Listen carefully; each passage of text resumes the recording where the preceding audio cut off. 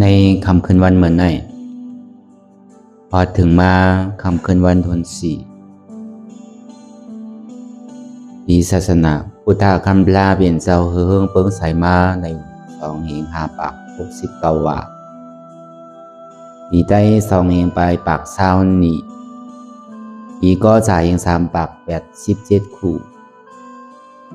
เดิน4ลองมาวันละอยู่2 คำปีคิดวันที่4 เดือนมาร์ชปี2026ในปางสร้างตือกำตราอนัตตาวิปัสสนา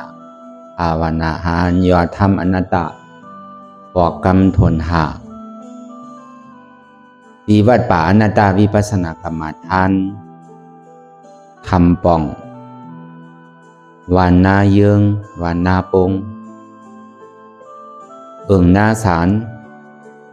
เจเวงสี่แสงเจตอนตนตีเมืองใดปอจันในก็เป็นตอนกันข้าวยามกลางคำที่สาราธรรมยงสาราธรรมะเมื่อนัง องตีเตียนาวาตีไลอ่อนกันยางเข้าจูนิปันเพราะว่าวัดนั่นวิหารวัดในความปาลีวัดสติที่เอเตนาที่วัดตอ เพราะว่าดันว่านั้นมันเป็นดีอองตีจ่าดีเฮ็ดถือเฮาออกป้นมนหลอดในสังสารวัฏทุกขาคันใส่ในห้องว่าวัดสติที่เอเตนาที่วัดตอนั่นเป็นตาที่ออกป้นมนหลอด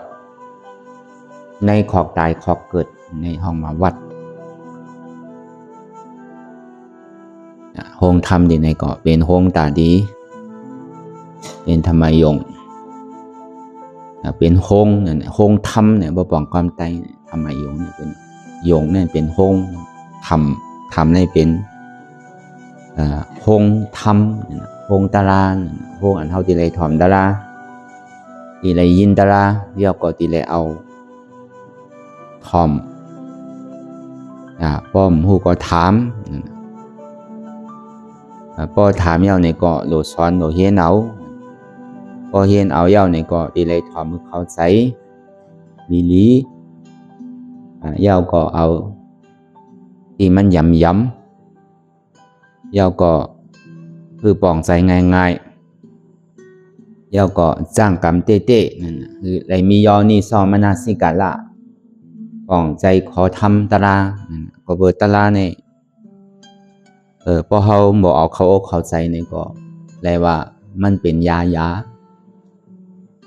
แต่ดีพังไว้ในหมักหัวใจเขากูก็แต่ว่าเขาเลยมาถ่อมยินทำตาราก็เป็นแห้งใจเขาเปิงหนึ่ง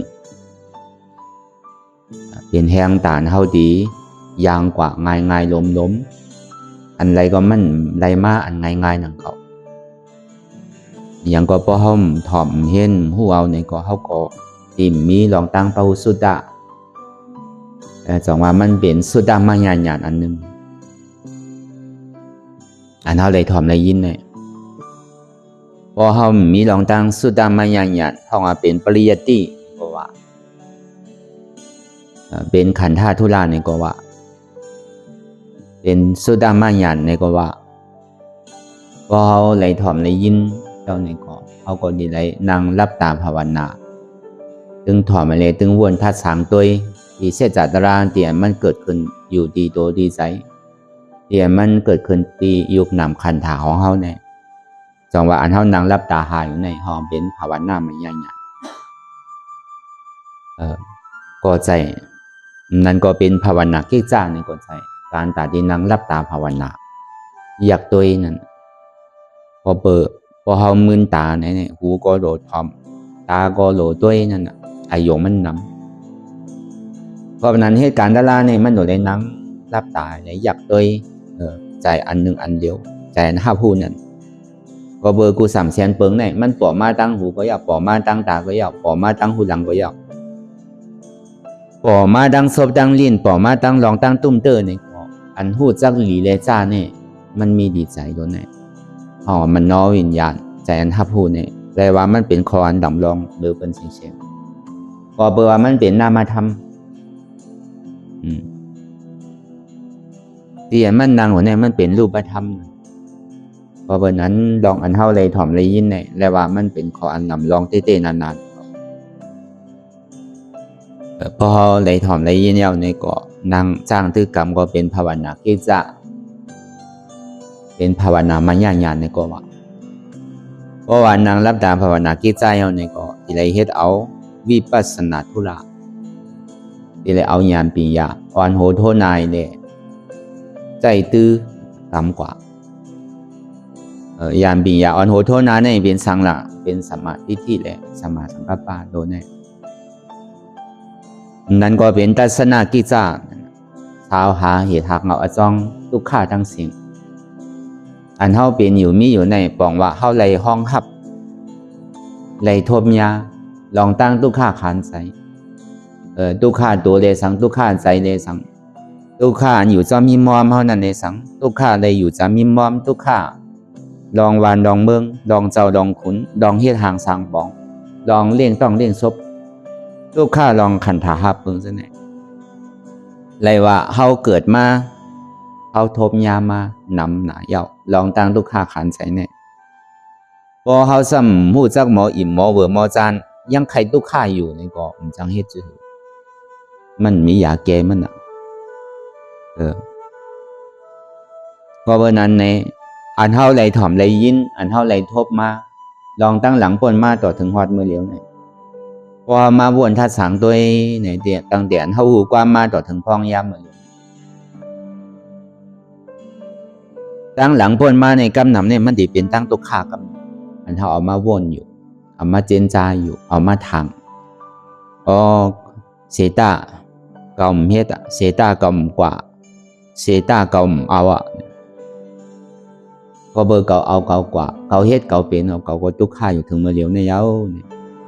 ก็เบอร์เฮากลุ่มกะเอาลองตั้งหลังอติกาลาปนมานั่นมานิจจากเขามาวนให้เขาใจตกวนให้เขาใจมันย้อนมันกอบนั้นแดะพอเขาเป็นกวนพุทธศาสนาอันเจ็ดนี่ก็เขาโดถ่อมฟังเอาคอสั่งกำสอนพระมันยามมีมาบอกหนึ่งเมื่อเจ้าอนันตะไล่ไวสาตองถามพระเป็นเจ้าว่า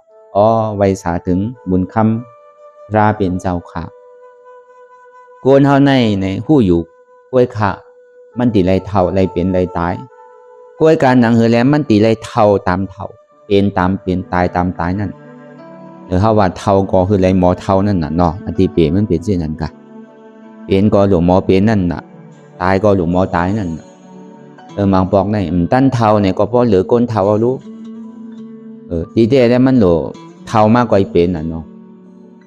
ไปเท่าเดินแน่ๆกล้ามก็เป็นเหล็กแพทย์กล้ามก็เพราะตายผักกล้ามก็เพราะเป็นแกนเสือกล้ามก็ย่อการเนี่ยเพราะเต็มกว่าเสียงปั่นไปตั้นเท่าลีงามๆเนี่ยย่อการเนี่ยมันถูกดีเป็นเนี่ยก็ซ้ำเป็นตั้งตายเนี่ยมันย่ำไปถึงข้าวย่ำตายนี่ก็ซ้ำตายนี่ก็มีนะคนเฮาในโลกาเนี่ยเฮาก็หันมาตายตามกูก็บางก็ในก้นเท้าลั่นกันหรือก้นหนุ่มก่อนนะพอมาแตกเนืองก็ซ้ำเป็นที่นั่นเต้นก็เพื่อสั่งไหนแหละก้นเอาในให้อย่างแหละพอสั่งว่าเท้าคือมันพอตามอาศักเท้าเป็นคือพอตามอาศักเป็นตายในคือพอตามอาศักตายนั่นนั่นคือแหละมันพอตีกึ่งต่างคือมันพอเท้ากึ่งต่างคือมันพอเปลี่ยนกึ่งต่างคือมันพอตายนั่นคือแหละเท้าเนี่ยมันตีมีหวามีแห้งแลสังนั่นคือแลตั้งเปลี่ยนเนี่ยมันติ่มน้ำกึ้นนั่นแลสังนั่นคือแลไปถึงข้าวยามตายก็ถูกดีตายนั่นสังในพระเป็นเจ้าดีเลยเฮ็ดสื่อค่ะมีหัวคอทำตลาอันใดค่ะพระเป็นเจ้าซ้ำตอบว่าอนันตาสังว่าก้นไหลก็ไหลเฮ็ดไหลไหนเตก็เท่าก็มันติเท่าตามอายุอาศักมันเตอยู่ตามกาบมันเตกาบมันนั่นวันนั้นมือปานพระเป็นเจ้าเฮาในอาศักมันมีอยู่ปากเช้านะบางเจ้าบางป้าในไรอาศักเป็นปาก40กว่ามีเป็นย่อกาสังตึกลันกันตึกมีหวามีแห้งเมื่อหนังเจ้าอนันตาเนี่ยก็ปากเช้านะด้วยกับพระเป็นเจ้าเฮาใน80เลยนั่นก็เขาเปิดไรเปียเตกไว้เอานะพระเป็นเจ้าเขากูสู่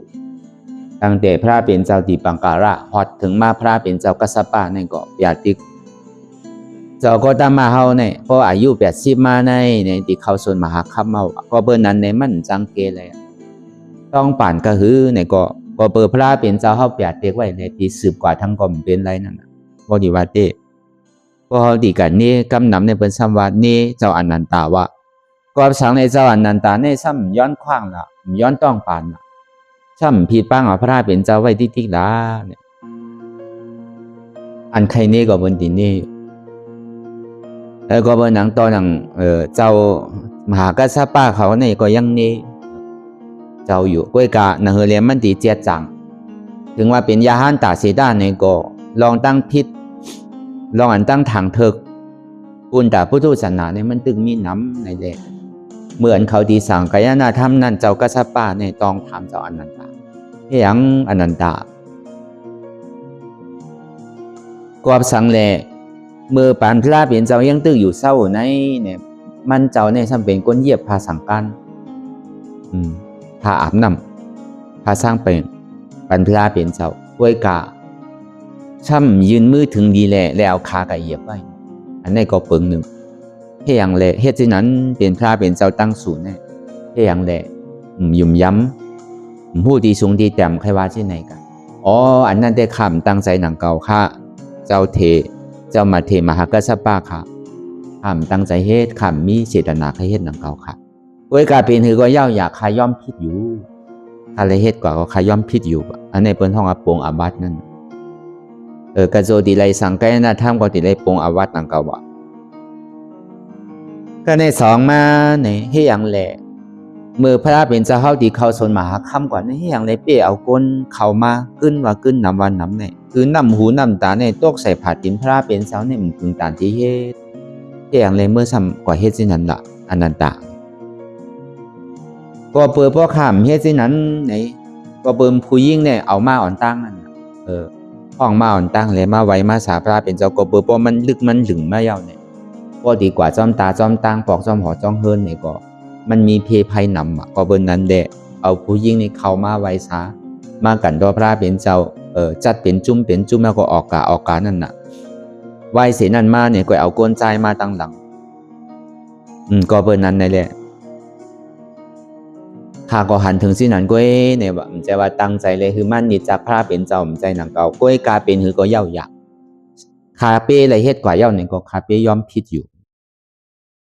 เจ้านันตาเป็นยาหันตาก็ยังยอมผิดอยู่อันนี้ก็สอง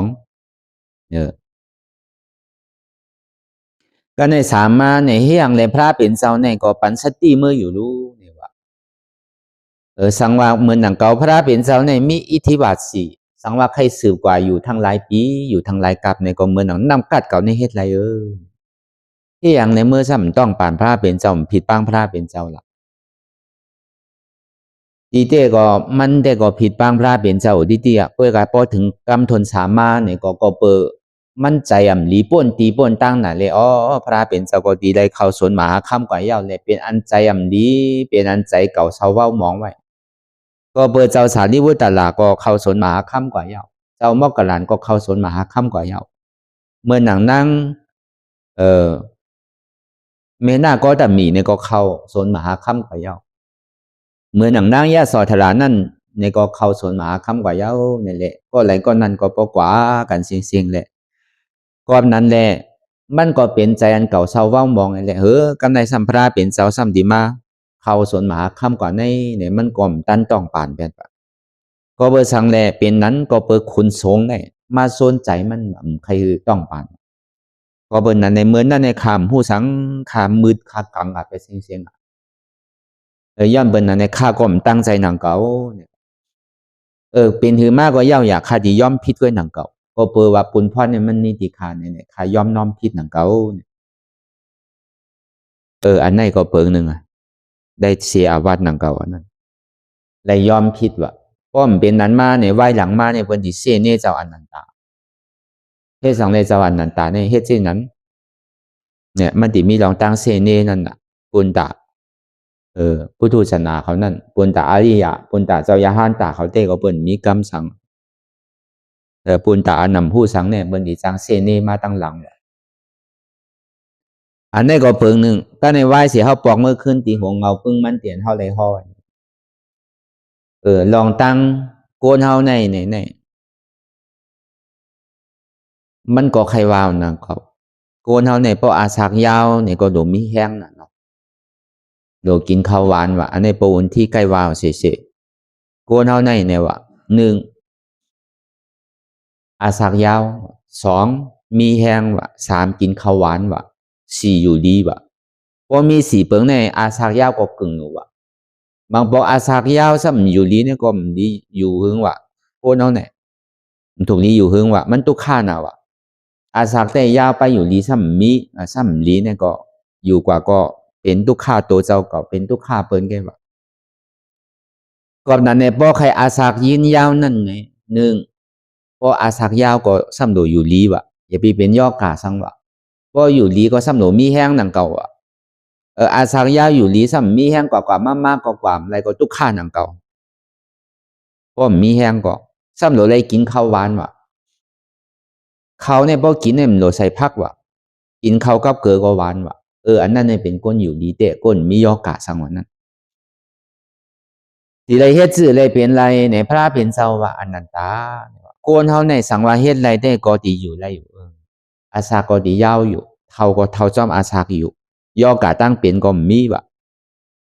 แต่ดีมีนำก็มีเกแต่ดีมีเกก็ไฮไลท์นั่นน่ะเนาะกินยังก็หวานว่ะที่ไรเฮ็ดสื่อค่ะล่ะพระเป็นเจ้าเนี่ยอย่าปีเอาลองตั้งหลังว่ะตั้งหลังปนมันน่ะเท่าไรเฮ็ดสังไว้ก็ยาวกล้วยกากำนำก้นเขาในหลกล้อกาหลงเนี่ยลองอันตัวเจ้าเก่าเลยเฮ็ดหลีเนี่ยมันคุกใจละใบน้ำหนักอ่ะเขาเฮ็ดหลีใบเนี่ยก็ห้อมใบน้ำหนักมือหนังเขานิจาเขาอ่ะกับน้ำในเขาเฮ็ดการตั้งหลีเนี่ยพอเบอร์สังในพอห้อมหมอไว้ว่างใส่มีเสตนาจึงปลอดเขาใส่ในจึงบางปอกหันเปิ้นหลูก็มันจังเฮ็ดจื้อกะกะเลยหลูจ้อมเปิ้นพอเฮาหลูจ้อมเปิ้นซ้ำดีว่าหังเฮาอันนั้นมันมีเสตนาถึงว่ามักคันเสตาเนี่ยก็กล้วยกาบางทีซ้ำมักคันน่ะเพิ่นหนึ่งในดีได้หลู100,000เนี่ยเพิ่นหนึ่งในดีได้หลู500,000เนี่ยจังไหนก็มีอันนั้นแค่ให้อ่ะเนาะกล้วยกาอย่าพี่มันเป็นในวานเฮาเนาะอย่าพี่มันเป็นในวานนาเยียงนาปวงเฮาเนาะเจ้าเฮาก็มักมันหนังเก่าเอาตามเสตนาสถามันว่าก้อยหนังเก่ามีอย่างก็เอาตามมันมีมันเกิดก็เปิดใครมันเสตนาอันจึงปลอดขาวไซว่าเป็นเมียวเจอเมียวพันก็เป็นเจอพันดีน่ะเฮามาวนทัดสางด้วยแต่ก็เขาดีอะไรมากเขาผมจ้างตื้อกรรมดาราเนี่ยมากูตีกูผายกูไปก็อะไรก็นั่นก็ใจก้นบางมีดีเป็นเต้ๆใจก้นกล้าก้นขายใหญ่เต้ๆนั่นก็เป็นก้นเฮ็ดไทยเฮ็ดสวนเฮ็ดนาเต้ๆเอาแห้งเจ้าเก่าเอาตัวเจ้าเก่าเฮ็ดทางสร้างปองมาเต้ๆก็โจดีไรเงินมา10,000 100,000เนี่ยมันง่ายๆเฮาเฮ็ดไทยเฮ็ดสวนก็บางบอกเฮ็ดนาเนี่ยก็นำซ้ำโทมแปะแต่เฮ็ดนาก็ต้อเต้อะไรกินกว่าที่เนี่ยย่ำปอกขายก็มีดูเฮาเฮ็ดสวนข้าวมิ้นก็เหมือนกันอ่ะเฮ็ดสวนข้าวเขก็เหมือนกันอ่ะเฮาว่ามากาบมือเหลียวในก็ยังก็ถูกดวงต่างเสื้อต่างเมียวซ้ำกาอันเฮาเฮ็ดเฮาซ้อมซ้ำถูกการลงทุนเรื่องตื้นเฮาซ้ำน้ำก็เป็นอันนักอกนักใจเต้ๆนานๆก็กล้วยกาอันเฮาได้หลุได้ต้านกว่าย่อนั้นเนี่ยคือเฮามีเสตนะคือเฮามีลองตั้งจึนปลอดขาวใสก็เปิดเจอพันเตียนเฮาเฮ็ดหามาอันเฮาได้หลุได้ต้านตามว่าตามแห้งเฮา10,000ได้สังแสนได้สังซะไหนก็มันเป็นเจอพันดีมักคันอย่าไปไว้ว่าพอเปิ้นดูก็เฮาดูก็ซ้ำเดียวเนี่ยคือมันมีเจตนาเต็มร้อยนั่นก็เฮาอะกรรมพอเฮาเปิ้นดูเฮาดูก็กลัวเปิ้นว่าเฮาเฮาตันเปิ้นตันเฮาตันก็ซ้ำกลัวเปิ้นลาเฮาจังได๋ก็อันนี้ก็เป็นเปิงดงหนังเก่าอันที่ใครว่ามาเตะกล้วยกาหลู่สังวายาพระเป็นเจ้าได้แต่งเนื่องว่าของต่างเสื้อต่างรองอันเฮาเฮ็ดเฮาหามาในอย่าปีหลู่ป่นว่าป่นแห้งเฮาบางปองในมันดูป่วนว่าป่วนแห้งก็ใกล้มีน่ะป่วนเอาเนี่ยเฮาหลวงหมอแจกไว้เป็น4ปุณ5ปุณว่ะอันเฮาไรเฮ็ดไรหามัน1ปูน1ในปุณตาตีเลี้ยงต้องเลี้ยงศพตาตีเลี้ยงนาหอโตเฮิรนวันไหลวันนั้นปูน1นั่นในพอเฮาอยู่ลีกินหวานมาเนี่ยก็เฮาซ้ำโดยาปูน1นั่นเฮาซ้ำขึ้นโดเตอาล่างขึ้นว่ะ ปุนที่สีนั่นเนี่ยเขาสำโหลเก็บไว้พอวันหนึ่งเจ้ามีอะไรจองเกิดขึ้นมาเนี่ยก็เขาติเลยใจว่าโดยได้หมอเก็บหมอซิมไว้หนังเก่าถึงดีกำเนินสุดมาในปุนหนังประทานเนี่ยเพราะมันเหลือมากกว่าอยู่เพราะมันเหลือเนี่ยอย่าไปดูอย่าไปนิจจากเจ้าเก่ามีอะไรก็ดูตามมันเขามีว่ะเพราะมันเหลือกว่ารู้อ่ะพอรู้ยอดดียอมเนี่ยอย่าไปรู้อ่ะผ้าเป็นเจ้าก็มปันแห้งหนังเก่านะการมีการรู้ก็เขาดีทุกข้านั่นน่ะเนาะก็เบอร์นั้นนะคือแล้วมันพอดีเปลี่ยนเจอพันดีเจอพันเมียนั่นเนี่ยก็เขาก็หลวงหมอทัดสางเขาหลวงมีเสดนาก็เปิดพอมาวนทัดสางด้วยอันเท่าไรมาเปิดปังตลาดในเมืองหนังตากาเขาหันอยู่ใจตาเนี่ยมันใจเฮ็ดเรียนเฮ็ดก็เฮ็ดเต้อะเฮาว่าดีเกสุดมันก็2 ชั่วโมงแต่ก็มันไปมีติไรเฮ็ดเต้ๆนานๆเหมือนเฮาเฮ็ดน่ะเฮาว่าปังตลาดเนี่ยคำนำได้ก็อยู่ห้างไผห้างมันแหน่บางปอกก็1 ชั่วโมงไอ้นั่งชั่วโมงย่างชั่วโมง1 ชั่วโมงย่างชั่วโมงไอ้ย่างพองไอ้ไปพองไอ้ก็น่ะเนาะโดยการที่เฮาเนี่ยเอาอาสากเป็นตื่นมันน่ะวันไหนสีปอกในเขาก็ฮู้กันอยู่ดูอันเปิ้นไหนมาดูมาต้านตะกาเขาเลยมาดูมาต้านนั่นอ่ำกาหรือเสนั่นมาดูมาต้านย่อมกาในซ้ำเอาว่าเอาแห้งมาจอยเนี่ยเมื่อนังวิยาวิจาเขาเมื่อนังหนุ่มหายใจยิงเขาวันหน้าโป้งเลยสังวันหน้ายิงเลยสังเป็นผู้ใจเนี่ยก็เขาอ่อนกันมาหุงเขาปันเฮาเป็นผู้ยิ่งเนี่ยก็อ่อนกันมาเฮ็ดวิยาวิจาเฮ็ดพักเฮ็ดเยอะปันเฮาได้สุ่งได้กินเอาเงินดูย่อมกาในซ้ำเอาตัวมาจอยทั้งได้ก็หาดีว่ามันมีพอเขาหมอไว้เจตนาอันดีอันงามในเกาะกู้โสอันว่าได้ก็ใครไรก็มันตึงไรใครฮอดก็มันตึงฮอดมันมีที่เฮาหมอไว้เจตนาอันดีอันปลอดอันใสก็เบอร์นั้นมันเหมือนเจอพันอันหนึ่งพอเจอพันมันดีเอาในซึ้งในเฮาซ้ำตีเลยเลือกหวานยาตีนานดีตีลินดีนานดีพวกกับหวานจับดีจำตังมันในก็แต่มันดีป่งกีมาได้มันเป็นไรป้อมหวานจับดีจับตังมันก็เบอร์นั้นหน้าดีในศาสนาพุทธคำลาเปลี่ยนเสาเฮาเนี่ยมันมีอยู่8 รอกหน้าดีพระเปลี่ยนเสาเนี่ย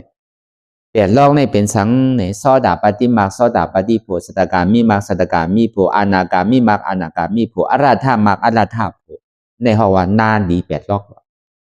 สังว่าเขาเอาเจอพันหวานกว่าเย้าในซึ้งเนี่ยฐานมันมักขึ้นในตึงมีว่ะภาวะจัดในก็ภาวะจัดนะตึงตีหันอาโจมันมังปองในมันหันกำเหลียวในภาวะจัดในก็เปิดอาจองวันหนังอากูโสนี่มันมาเฮฮับตับไว้อ่อนตั้งจองว่าเฮ็ดหลีก็มันตึงตีไรลีเฮ็ดให้ก็มันตีไรให้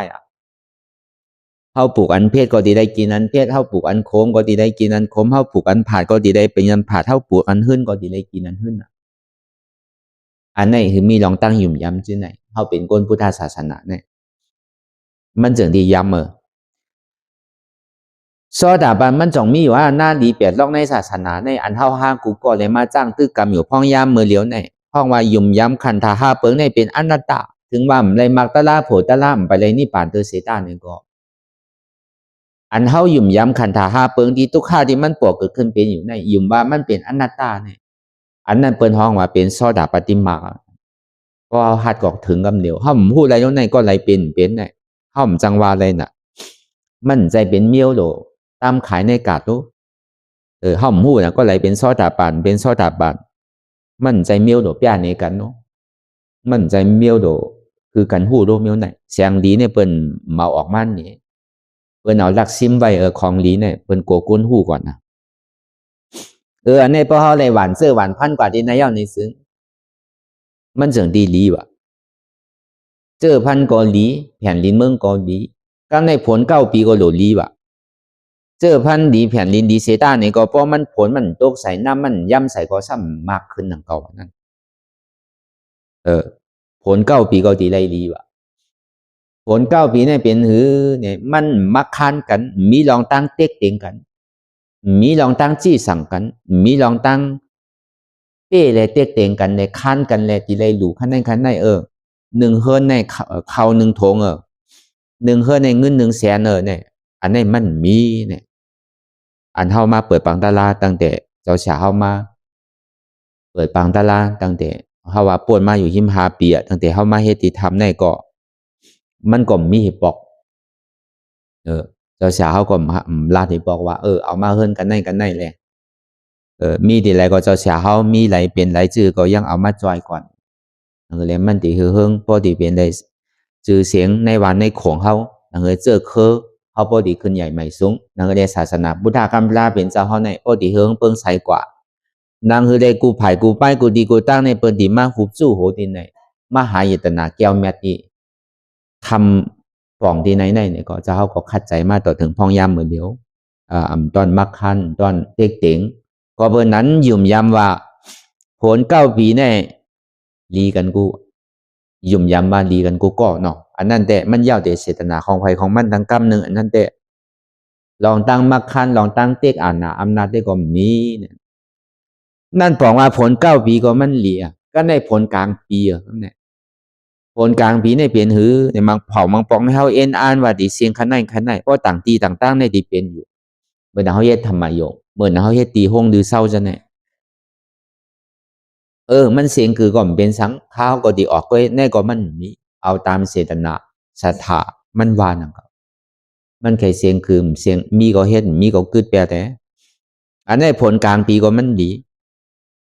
เมื่อมันออกอันนั้นก็มันมีคือก็ออกตามมีเอาตามเจตนาเฮาว่ามักคันถ้าในผลปลายปีเนี่ยเป็นหือมากก็อย่าไหวเล่นสุดมาเนี่ยมังพอกเนี่ยมันพอกเล็บพอกแป่นใจโกนเฮาในมันก็เพราะนั้นเพราะมันไปเป็นอริยาว่านั่นศรัทธาเนี่ยมันหมอลู่อ่ะอันยุ่มย้ำเนื้อพระราตราสังขารเนี่ยมันหมอจังลู่แปดว่าก็เพราะนั้นเฮาเฮ็ดอะไรมาเปิดกรรมฐานที่ไหนเนี่ยก็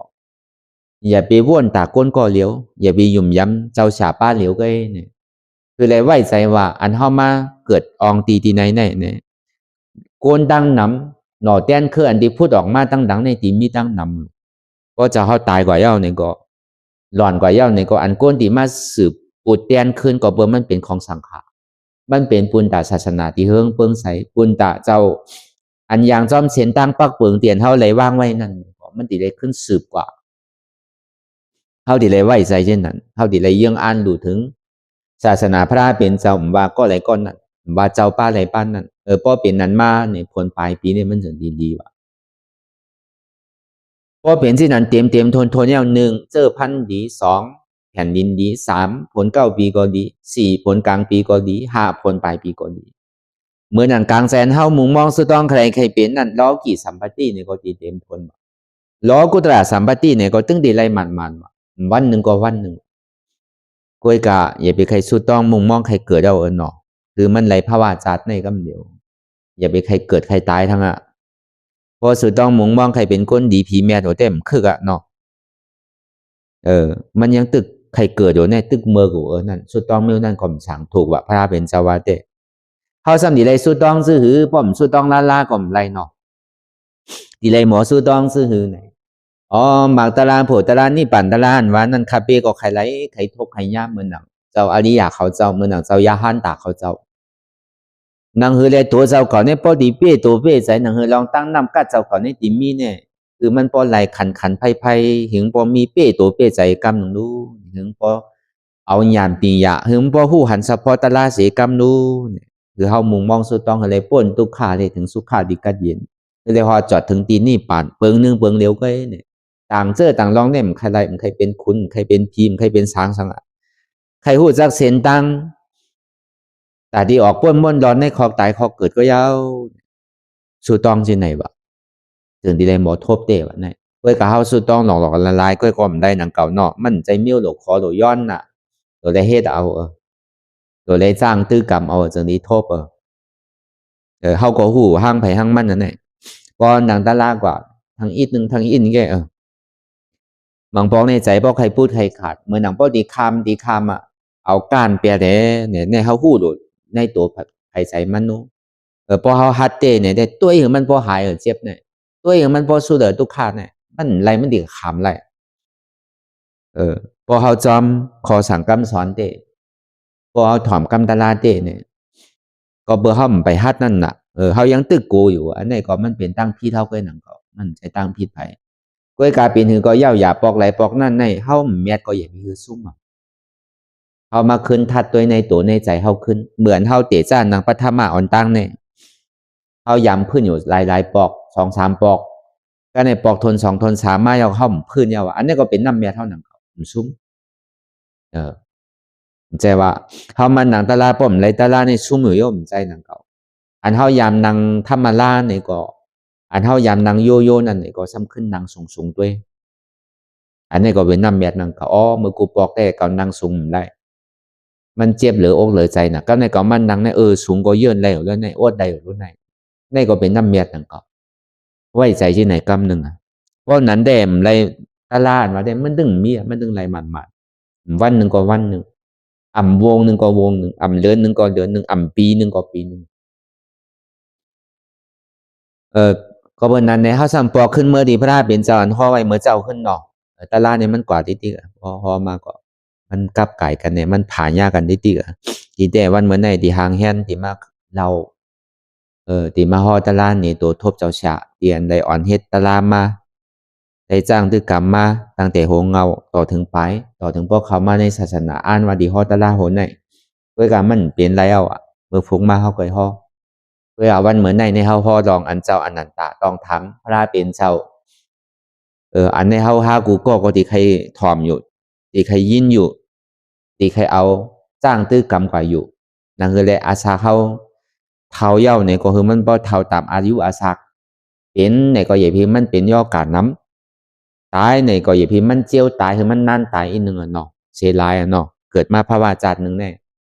เอามาเป็นกวนพุทธศาสนาย่อซ้ำไรสังกว่าล่าในเขาติดซุ่มเสียไรน่ะก็เพิ่นนั้นแด่เขาก็ใครถ่อมใครยินใครเอามาเป็นตอนสอนเขาหนังเก่าก็นั้นในพระเป็นสวะอนันตาเนี่ยว่าโกนเขาในสังว่าใครเท่าตามอาศักเท่าใครเป็นตามอาศักเป็นใครตายตามอาศักตายเนี่ยอย่าปีเอาลองตั้งหลังลองตั้งอันนำหลีตั้งหลังนั่นอันเฮาไรเฮ็ดสังไรพิษสังไรเปิงสังก็ยาวลองตั้งอากูโสตั้งมัวตั้งเสียงไหนเตียนได้อันเฮาไรเฮ็ดกว่านั่นอย่าไปเอามาคุกใจไรวะนะอย่าไปเอาลองตั้งหลังในมาว่นเป็นตั้งตุกข้าวอันนี้เฮาก็สอนกันกูว่าอยู่นั่นเก่าเนี่ยย่าก็อย่าไปเอาลองตั้งนาดีอันย่ำไปถึงเดินนั่นมาว่นเป็นลองทางใหญ่วะซ้ำดีเลยเฮ็ดคือคาลาดีเลยอยู่กับปัจจุบันพองยามเดี๋ยวมันมีสื่อเปลี่ยนสื่ออันเต้มันเปลี่ยนสื่อไรคู่คือไรย่อมภาพลองตั้งสภาวะเปิงเต้ที่มันเป็นอยู่เขาเหตุการณ์นั้นไรเนี่ยก็คือพ่อเข้าใจการนั้นนั่นวะลองการโกนก็เหมือนกันพอเขาเหตุนาหนังคือเลยมันตีไรเข้าดกเข้าใจการนันตาเขาตีเหตุนานั่นเขาซ้ำเหตุนาต่างวนเขาซ้ำมันซ้ำเหตุนาเนาะซ้ำกับเหตุปอเลี้ยงเฮ็ดสะเทหลงอยู่ในเมืองเปิ้นว่ามันคือกันเนาะของเฮาซ้ำเฮ็ดนากันน่ะต่างวนเฮาในซ้ำซ้ำกว่าเฮ็ดสะเทหลวงนั่นแหละเฮ็ดเจ้าป่านหลวงเฮ็ดคุณเอาคำหลวงว่ามันสร้างถูกว่านั่นเฮาซ้ำเป็นคนเฮ็ดนาก็ดูเฮาดกเข้าใจการนาเฮาอย่าไปเข้าใจการอันเฮามันเป็นไรวะกันในเฮาซ้ำเฮ็ดสนในเฮาซ้ำเข้าใจการสนนั่นคือแลพักมันดีเจียวไรขายไว้นั่นคือแลเมียงมันติ่มมาใส่มาตอมนั่นก้นเฮ็ดไทยเฮ็ดสวนก็ติหูรู้เนาะนังแลสวนปีไหนมันติคึกมันดีแคมนังแลมันติมักมันดอกเข้าใจสวนเฮาดอกเข้าใจหน้าเฮาดอกเข้าใจให้เฮาเฮาเฮ็ดตั้งกล้าตั้งขายเนี่ยก็เฮาก็ดอกเข้าใจตั้งกล้าตั้งขายอันใดดีมันซักษะก็ซื้อโคติไรเรียเปิ้นขายถูกนังเรียพอเฮาขายในเฮาติไรนำแมทอีดิลอดๆพอเอาแมทป่นดีป่นตั้งก็ดีเนาะเอาตานมันก็ไรพอขายการป่นตีก็เปิ้นติ่มมาซื้อเฮาทั้ง2ปอกตัวแต่พออยู่บ่กินกับก็พ่ออย่าไปใครรวยป่นอย่าไปใครมีเงินป่นมันเหมือนเมื่อกูปอกลาดกันเรียนกันสั่งเป็นไรแน่เนี่ยเขาอูบกันเรียนกันสั่งเป็นไรแน่เนี่ยทุ่งตังโมตังเสียงเนี่ยมันกว้างใหญ่นะเพราะเป็นไรได้เขาดิปลูกเขาเต็มหมดเนี่ยมันกว้างหนาว่าตีมันก็มันดีมีอ่าน60 เอกาใช่ไหนกาดีมันซ้ำเป้งดีซ้ำแคมดีวะเขาใครปลูกเขาในหึงพอเต็มทุ่งในกว่าเชียงวะก็เปิงมือข้าวยำนั่นในเขาซ้ำดีกากะ เขาอุบกัน2ก้อเห็นใต้ก้อกันอุบกันเนี่ยมันก็ปลูกเขาในไห่ในสวนในนามันเนี่ยเต็มกว่ามีอยู่50-60 เอกามันวนสินั้นใต้ก้อมันทั้งกล้องเพราะสั่งว่าเป็นไรเนี่ยเก่าใครเลี้ยงวัวเนี่ยเก่าใครเลี้ยงวัวบอก4-5 ปากตัวเนี่ยมือสำนีเลี้ยงให้ยังเนี่ยเก่าดีเลี้ยงก็ดีมากินข้าวเปียเดินเนี่ยดีเอาวัวมากินข้าวก็มันโลกหากินไก่ที่ไรเนี่ยว่ามากินข้าวเมื่อปลูกเนี่ยเนี่ยว่าเฮ็ดก่อยเฮ็ดมาให้ยังแล้วเมื่อเอาวัวมากินข้าวเกาลาเนี่ยมันเป็นข้าวเก่าปลูกไว้รู้เนี่ยก็เป็นวัวเก่ารู้เนี่ยนะเฮ็ดก่อยให้มาพิดกันว่ากับนายป้อกันว่าก็หาปลูกก้างว่าหาปลูกเกว่าให้ยังสู่2 ขาพิดกันให้ยังอันไหนมันเลี้ยงวัวมันเอาวัวเป็น5 ปากมากินข้าวค่ะเป็น4-50 เอกาในเชียงเอาค่ะเนี่ยว่าข้าวค่ะนี่มีเอาหายหมดเอานาค่ะนี่มีเป็น50 เอกาเนี่ยครับปลูกข้าวหมดเนี่ยว่ามันสำเลี้ยงวัวเป็น4-5 ปากแหละมากินข้าวค่ะแป๊บหมดเนี่ยว่ามีที่ไรล่ะหน้าศูนย์เนี่ยทางเอาให้ว่าอุบกันเอาไว้ว่าอุบเรียนอุบรอให้มันเป็นอันเต้ไปนั่นเนาะที่เต้หน้าข้าวเม็ดนึงก็มีวัวตัวนึงก็ห้ามมีซึ่งนั้นก็สั่งถูกเนาะดีเต้มันมีเต้มันเป็นลมกันน่ะอย่าไปเฮ็ดเป็นสินั่นน่ะ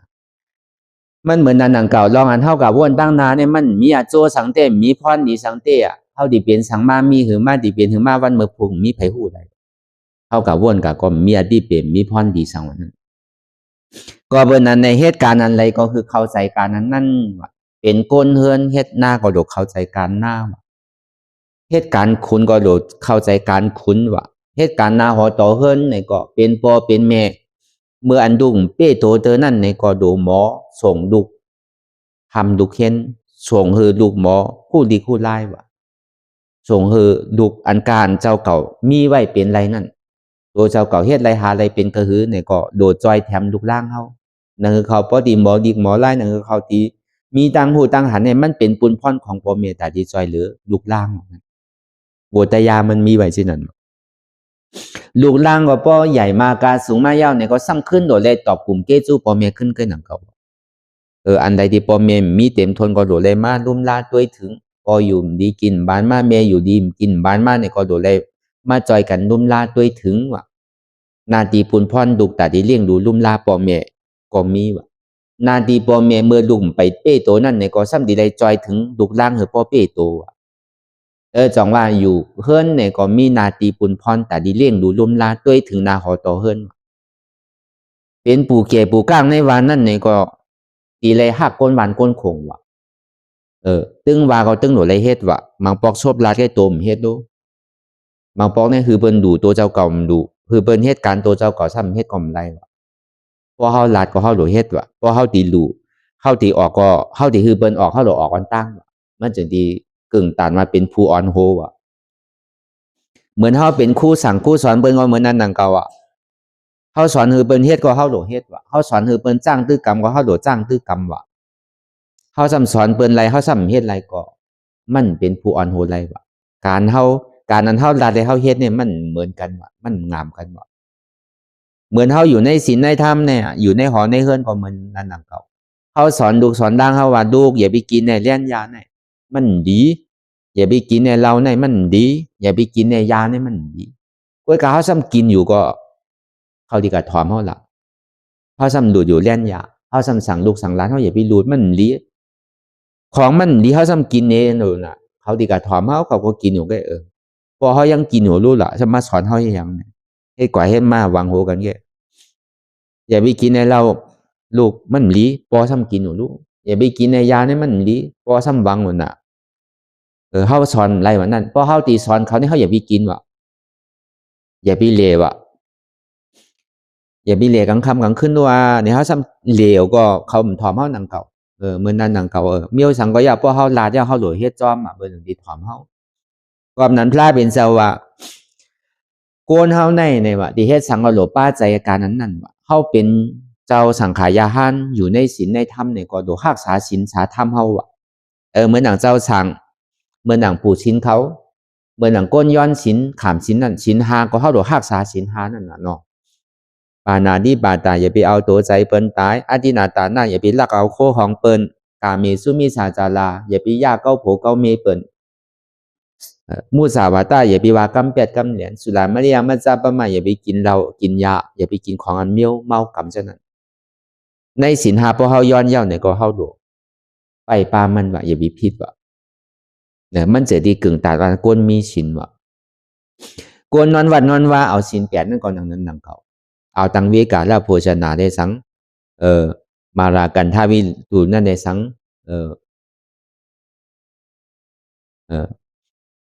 ในศีลข้อ8นั่นอย่าไปทุกมูลตาแปลงได้สังอย่าไปห้องเพียงห้องความได้สังอย่าไปกินข้าวไหว้วันได้สังจังไหนเฮาก็โดดซ้ำโดดจอมศีล8เท่านังเก่าว่ะจึงดีกึ่งตานว่าภูมิศีล8ว่ะภูมิศีลอุโบสถาว่ะเมื่อดังเจ้าสั่งสมณีมีศีล10เมื่อดังเมฆเขาจังไหนก็มีศีล10จังไหนก็ดีได้อยู่จอมศีล10ว่ะจึงดีกึ่งตานว่าเป็นเจ้าสั่งเมฆเขาว่ะพอเพตื่นได้มีเป็นปากไปศีลเจ้าสั่งนั่นก็ในศีลสังขายานนั่นในก็2 ปาก27เนี่ยก็โดยเลยรักษาอะไรวะใน2 ปาก27เนี่ย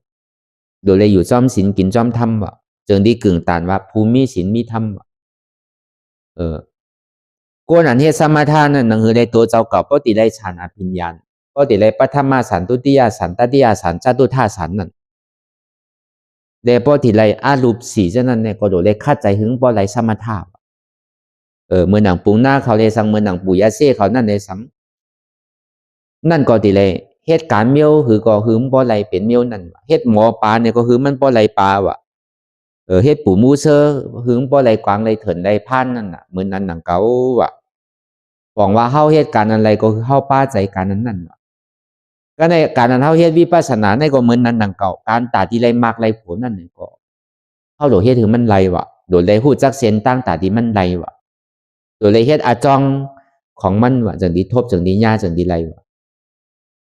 อันไหนพระเป็นเจ้าว่าจังไหนแต่มันใจว่าปุณตาโกนจังคือกรรมปฏิวัติอันเดียวปุณตาโกนธรรมลาโยโย่ตั้งแต่ปื้นฐานเต็มต่อถึงปื้นฐานกลางต่อถึงปื้นฐานโกนตุค่าขันใจปุณตาโกนไทยโกนสนปุณตาโกนมักมีหลีเป็นปุณตาขุนปุณตาเจ้าตาขุนนั่นก็มันเจ้าก็ฮอไปเป็นขุนก็หลวงหมอฮักขาวานคนเมืองโดยเลยอยู่ในตารางของคุณว่ะโดยเลยหมออินดูเปิ้นหมอจอยเหลือเปิ้นหมอจอยแถมเปิ้นว่ะอย่าไปเตี้ยเตียงนิจากเปิ้นว่ะจึงที่ว่าเป็นคุณดีว่ะจังว่าเมียวไหลเมียวนั่นก็มันมีปุนพรไปปุนพรมันคือได้ป้าวาสนาของไผของมันคือได้เข้าใจการงานที่อันตัวเจ้าเก่าเฮ็ดอยู่ไหนมันจึงดีอ่องเม่นมันจึงดีเข้มไหลพอมันเป็นที่นั้นในตื่นอยู่กับปัจจุบันพองยามมือเดียวพอเป็นนั้นนั่นกวนเนี่ยมันดีเตรียมเหมือนหนังอาซักเจ้าเก่าเหมือนหนังพอกาบมืออาซักปากปีเนี่ยก็มันดีถึงปากปีว่ะย่อกาตั้งเป็นตั้งเจ็บนั่นก็มันเป็นง่ายๆว่ะตานดีเป็นน้ำก็เป็นเก๋ว่ะตานดีเป็นเก๋ก็ไฮไลท์ไปเลยว่ะตั้งถ่ายนั่นก็มันถูกดีอาซักก็ซ้ำอาซักยาวอ่ะถูกดีเจียวตายก็ซ้ำนั่นตายแปดวันนั่นตั้งหลีมันเนี่ยมันเปลี่ยนชื่อไหนกันครับอันนี้พระเป็นเจ้าเฮาไหลห่อไว้ที่เจ้าอนันตะอันนี้ก็เอาเมื่อใจตื้อกำตัวหนอกสังว่าก็ไหลใครอาชากยาวใครมีตั้งเปลี่ยนตั้งไข่ยาวก็นานตายอยู่ดีกินข้าวหวานอาชากยาวมีแห้งก็เอาในเมื่อใจตัวเลยว่าในโลกาก็เหมือนใจในโลกุตละในก็เหมือนอันเฮามาเหตุการณ์ตะลาอยู่เหมือนเดียวในก็คือเฮาปอป่องแจงแรงใจการตะลาตะลาตัดที่ออกป้นอันเฮาเฮ็ดอยู่พ้องยามเหมือนเดียวในตัดที่เข้านี่ปานตัดที่ปีกอเปสิภูมิคัดใจเลยคือปีกมันบ่ไหลหวังว่าอันเฮามาเหตุการณ์ตะลาอยู่เหมือนเดียวในนางเฮเลยอเปสิภูมิที่ปีก8นางเฮเลยพัตูนี่ปานในที่เปิดกวยการมันติเลยผ่านลองตั้งทุกข้าอย่าผืดคันใจลองตั้งอันทุกข้าเวทนาที่มันถึงโตถึงไสที่มันปอเกิดขึ้นเป็นอยู่ห้องว่าทุกข้าเสียจะในเฮาติเลยเห็นผู้อยู่จำมันหือไรบ่ว่าใครป่นทุกข้าเนี่ยก็ติเลยฮู้จักทุกข้าบ่ใครป่นเจ็บเนี่ยก็ติเลยฮู้จักเจ็บบ่กลุ่มกาปายมันก็ป่นมันนี่บอกว่าเจ็บในทุกข้าเนี่ยก็เปิ้นนั้นเนี่ยอันเฮามาให้การตะลาในเฮาติเลยฮู้เสียจะตะลาอันหมันแม่นชื่อใจลองตั้งเจ็บแกนต้องตอดเนชานสันไว้คมไต่ไม้กระดอนแข็งสู้ตุ้มจับยายจิ้มหยอดเป็นดูที่มันปอกเกิดขึ้นเป็นอยู่เมื่อเลี้ยวเนี่ยเป็นทุกข้าเสียจาใ ใครไล่อยู่ห้ามใครไล่ใครเป็นอยู่ห้ามใครเป็นใครมีห้ามใครมีอันเจ็บอยู่มันเลี้ยวไหนพอเปิดเจ็บแกนต้องตอดเนี่ยสันให้มันขันใจกูก็พอมันเจ็บมาเนี่ยลูกหายหลายกว่าตั้งไหนก่อมหูโผหายหลายกว่าตั้งไหนก่อมหูเมียหายหลายกว่าตั้งไหนก่อมหูพอเฮินเจินตังอกจ่ายเยตนาเจอเคอวานเมืองใครสนหน้าเนี่ยหายกว่าหมดมีเดี๋ยวเสียเจ็บเนี่ยมันหายเจ็บเนี่ยหายเป้อยู่หึงเป้นานกว่าอย่างเป้เจ็บเพราะตัดในตันเดินเนี่ยแล้วก็เบอร์นั้นมันใครบอกเนี่ยว่าอันที่หักเนื้อเปิ้นในรอกาดลงอันตัวเจ้าเก่าหักหนักนั้นมันใจไผ่เป็นตัวเจ้าเก่าในคำเดียวอะไรว่าอันหันอยู่เรื่องไหนเนี่ยมันใจว่าหันหลอกหันหลายหันแปดหลอกแปดหลายมันขึ้นหันตัวเจ้าเก่าใจเจ้าเก่าหันเพื่อเจ้าเก่าหันผีเจ้าเก่าขึ้นน่ะหันเปกตาเจ้าเก่าขึ้นน่ะมันหันเปกตาเปิ้นหันผีเปิ้นอันดีโกหนาเลือเปิ้นเนี่ยเป็นตัวเจ้าเก่าแน่ดีโกดีเฮหนาเลือเปิ้นเนี่ยบ่ฮู้ยาก็เฮ็ดจื้อได้ซ้ำดีป่วนเนาะอันเจ็บอันตุค่าขันใสเนี่ยที่ได้หาลอกไหลไหลเนาะพอเป็นนั้นมาแล้วเนี่ยมันเข้ามาตอนในทัศนกิจจะพอเฮานั่งหลับตาภาวนาก็ยุ่มยามมาเฮาหันกันกูก็ขายามมันเดียวแต่พอหันยาวเนี่ยก็ไข่ป่นน้ำไข่ป่นด้วยการลองตั้งไข่ป่นเนี่ยอย่าไปหาไล่ช็อตแซดอย่าไปหาไล่จามผ่านอันเฮาจามผ่านอันเฮาช็อตแซดอันเฮาหาไล่ไข่พื้นไข่หนึ่งไข่ปลายเนี่ยมันเป็นไล่ช็อตแซดอันนั้นมันเป็นไล่ลิงไล่บอกไล่ลิงอันนั้นมั่นใจที่เลยเอาหยาเนอะเอาตั้งบนวางเอาตั้งอาจารย์วางในหมู่ไรอาจีนอาจารย์เขาเฮ็ดนั่นเอาวางหมู่ไรมันดีจับมันจียามแปดอ่ะทีเลยเอาสังวางน่ะเอาลองตั้งบนเขาวางลองตั้งหมอไว้วางใจวางก็เบอร์สังเจี๊ยบล่ะในก็เบอร์สังคืนน่ะก็เบอร์สังแก้นน่ะก็เบอร์เขาหันผิดว่ามีโหหันผิดว่ามีมือหันผิดว่ามีขาหันผิดว่ามีโตหันผิดว่ามีใจหันผิดว่ามีเจ็บหันผิดว่าขันฐานให้เป็นของเก่าอันนี้ตั้งหันผิดพอหันผิดแล้วก็วนผิดแล้วนะหาไล่ซอดแซดหาไล่จำพันหาไล่บอกลิงเอาน่ะกำก่อนหนึ่งไงกำก่อเพื่อนเนี่ยกำก่อข่ายกำก่อเงียงกะเงียงมากกำก่อใส่กำเกยกวายหากูเจอกูลองมาดูตั้งหันผิดวนผิดเนี่ยตีเต้เนี่ยเป็นลำในแล้วเนี่ยอันที่หรือเขาไรเจ็บไรก้นไรขึ้นที่แล้วไรเท่าไรเป็นไรตายเนี่ยดีไรเฮ็ดคือล่ะดีไรเอามักกะเสียจ่ามักกะเสียจ่านี่เป็นสังนี่เป็นอนัตตาสมุทัยเสียจ่านี่เป็นสังเป็นอัตตาอัตตาว่าเป็นเก่าเป็นอัตตาว่าเป็นหัวเก่าขาเก่าเป็นมือเก่าตัวเก่าเป็นใจเก่าเป็นเจ็บเก่าเป็นหัวเก่าเป็นขาเก่าเป็นมือเก่าเป็นตัวเก่าเป็นใจเก่าเป็นเจ็บหมาหน้าสมานมีหัวเก่ามีมือเก่ามีตัวเก่ามีใจเก่ามีเจ็บเก่ามีหัวเก่ามีขาเก่ามีมือเก่ามีตัวเก่ามีใจเก่ามีเจ็บอันนี้หมาหน้ารอผ้าสำคัญอะไรอันเป็นเก่าเป็นอะไรอันมีเก่ามีอันใครไรได้มันใครพื้นนั่นมันใครขามนั่นอันนั้นบอกว่าใครไรวะนั่นพอมันยังตึกใครพื้นใครหนึ่งวะเนี่ยมันตึกเสียลายอยู่วะนั่นใครไรอยู่วะพอใครพื้นขาก็ยังใครมีขาวะนั่นใครพื้นโกนก็ตึกมีโกนใครพื้นโหใครมีโหวะนั่นใครพื้นใจใครมีใจวะใครพื้นเจี๊ยบก็ใครมีเจี๊ยบวะนั่นอันใครมีเนี่ยบอกว่าใครพื้นวะล้อผ้านั้นใครพื้นวะก็เป็นนั้นมานี่ในเฮ็ดถือล่ะดีเลยเอามักกะเสียจ่ามากกะเสียจ่าเนี่ยเป็นสมาธิที่สมาสังกัปปะตั้งหันหมันเมียนอันว่ามีโหมมีขามีมือมีโตมีใจมีเจ็บอันว่าโหมีมือมีขามีโตมีใจมีเจ็บมีอันว่าอำใจโหก่อมใจขาก่อมใจมือก่อมใจตัวก่อมใจก่อมใจเจ็บเก่าใจไหนวะรอผ้าซ้ำเป็นหือละอำพื้นอำนึงอำต้องอำค่ายอำยายอำเปิดตามื่นตาอำมองขิงมองข้าวมองยามตายเป็นตายอัตตาตายเป็นอริยะก้นตายเป็นเทวดาใครตายก็มซุ่มเฮ็ดจังได๋วะตั้งหันหมัดเมียนในวนหมัดเมียนในห้องสมาธิที่สมาสังกัปปะเนี่ย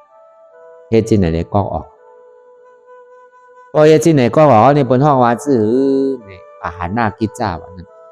ขาเจ็บขาอำมีเจ็บในอำวาไลอนัตตาข ขาขึ้นขามีขึ้นเป็นทุกขาอัมบาลัยอนัตตา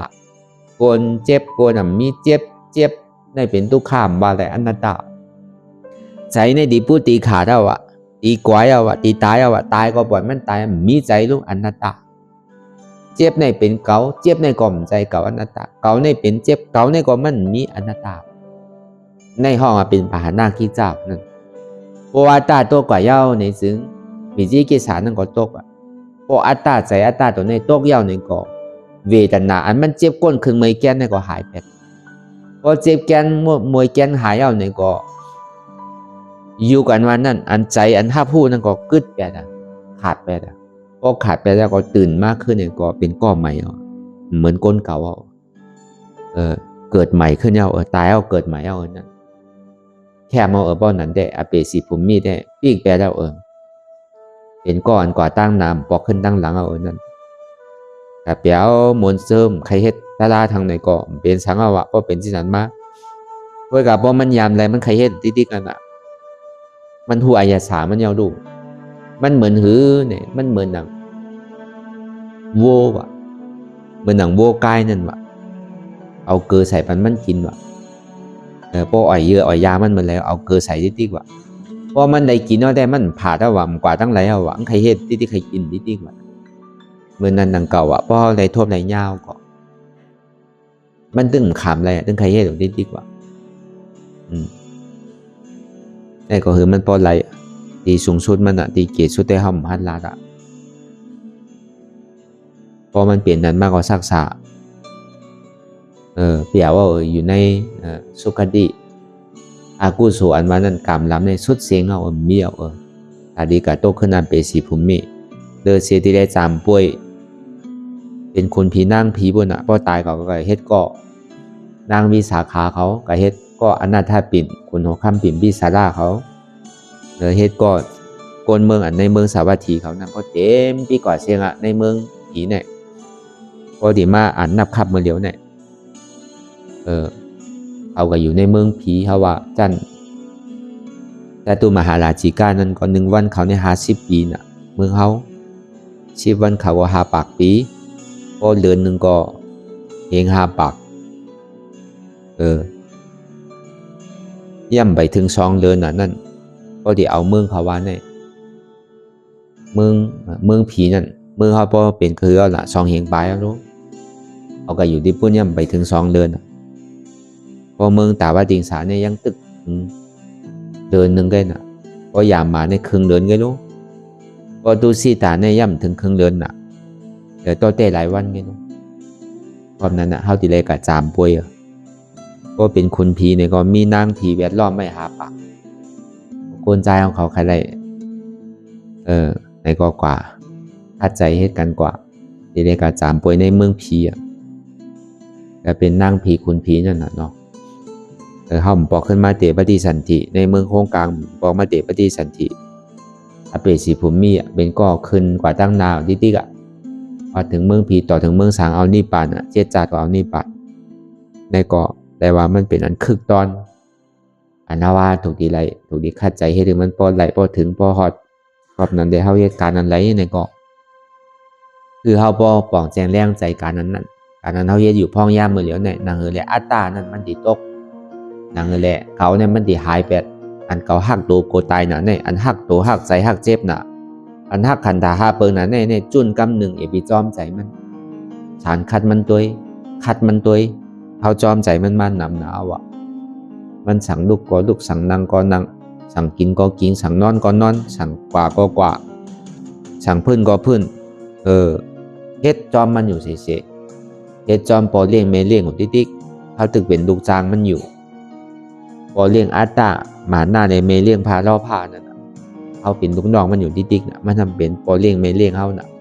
ถ้าในเฮามาคัดมันตัวอย่าไปจอมอัตตาหมาหน้าอย่าไปจอมล่อพาด้วยมันสิเป็นชื่อมาพอเฮ็ดก็เฮาก็ดีรอดแล้วเฮาติเฮาอิสระรอดแล้วเป็นลูกน้องตะเป้ไผเฮาทางหางเลยกว่าทางห่างๆเฮ็ดหยังก็ทางหางเลยเฮ็ดดีๆรอดแล้วก้อนคอดีๆก็เพราะนั้นในแลในก็ คือเฮาป้อวนทัดสางตัวในตัวในใจที่มันเป็นอยู่มีอยู่นั้นทำมีเนี่ยก็เฮาป้อหันทำใจเนี่ยก็เฮาป้อหูตะลามีเนี่ยก็คือป้อหันตะลาใจเนี่ยก็คือเฮาป้อหูทำตะลามีเนี่ยเป็นสังเป็นทุกขะทำตะลาใจเนี่ยเป็นสังทุกขะในอ่ำใจเก่าอนัตตาทำมีเนี่ยเป็นสังเป็นเจ็บทำใจเนี่ยเป็นสังผู้ว่าเจ็บเนี่ยเป็นอนัตตาทำมีหันว่าอ่ำใจโหเก่าขาเก่าอ่ำใจมือเก่าโตเก่าอ่ำใจใจเก่าอ่ำใจเจ็บเก่าทำใจหัวมันเป็นอนัตตาทำมีหันว่าเจ็บแกนต้องตอดเนสานสันไว้คมไต่ไม้กระดอนแข็งสู้ตุ่มจับยายจิ้มหยอดเป็นดูทำใจหัวเจ็บแกนต้องตอดเนสานสันไว้คมไต่ไม้กระดอนแข็งสู้ตุ่มจับยายจิ้มหยอดเป็นดูเนี่ยเป็นอนัตตาในก็เฮาวนยาวๆขยามหึงอย่าไปว่าไพ่ป้นอย่าไปว่าเทิงป้นเดียนเฮาหันเดียนเฮาวนเดียนเฮาวนเฮาหันนั่นถึงบ่เพียงเพียงกันกว่าวนต่อถึงเจ็บบ่สุดวนต่อถึงทุกขานั้นบ่สุดแต่ต่อถึงอัตตานั้นบ่ตกพุดขาดกว่าอะไรที่มันพูดปอเกิดขึ้นเป็นมานั่นนี่ก็คือเฮาบ่หมอวนวางแยบตัดเป็นอนัตตาไหล